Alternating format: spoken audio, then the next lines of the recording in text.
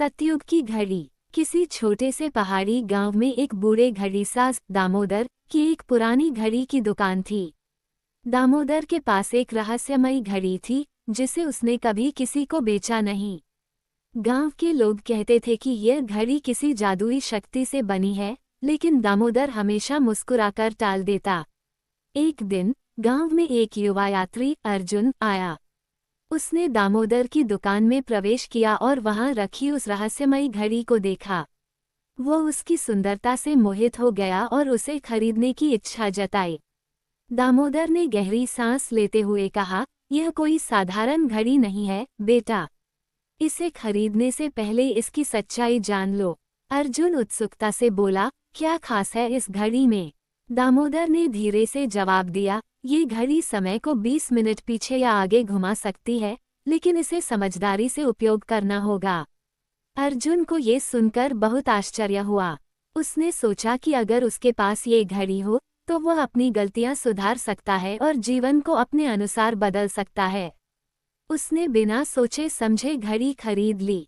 अर्जुन जब गांव से निकला तो रास्ते में उसे एक नदी मिली। वहां एक बच्चा डूब रहा था। अर्जुन ने तुरंत घड़ी के कांटे 20 मिनट पीछे घुमा दिए। अचानक वो 20 मिनट पहले पहुंच गया और देखा कि बच्चा अभी भी नदी के किनारे खेल रहा है। उसने तेजी से दौड़कर बच्चे को पानी से दूर कर दिया। ये देखकर अर्जुन को लगा कि यह घड़ी बहुत ही शक्तिशाली है। उसने कई बार इसका उपयोग किया, कभी अपने लाभ के लिए, कभी दूसरों की मदद के लिए।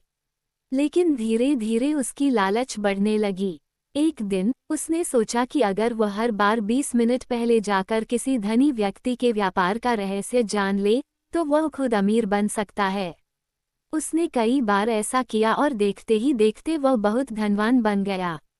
लेकिन एक दिन जब उसने फिर से 20 मिनट पीछे जाने की कोशिश की तो घड़ी अचानक तेजी से घूमने लगी। अर्जुन को चक्कर आने लगे और वह बेहोश हो गया। जब उसकी आंखें खुली तो वह अजीब सी दुनिया में था। ये सतयुग था। ये देखकर वह डर गया।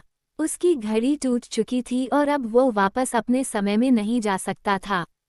तभी एक ऋषि उसके पास आए और बोले, समय के साथ खेलना मतिभ्रम है। जो होना है उसे रोकने की कोशिश मत करो। अर्जुन को अपनी गलती का एहसास हुआ, लेकिन अब बहुत देर हो चुकी थी। वो सतयुग में ही रह गया जहां उसे एक नए जीवन की शुरुआत करनी पड़ी।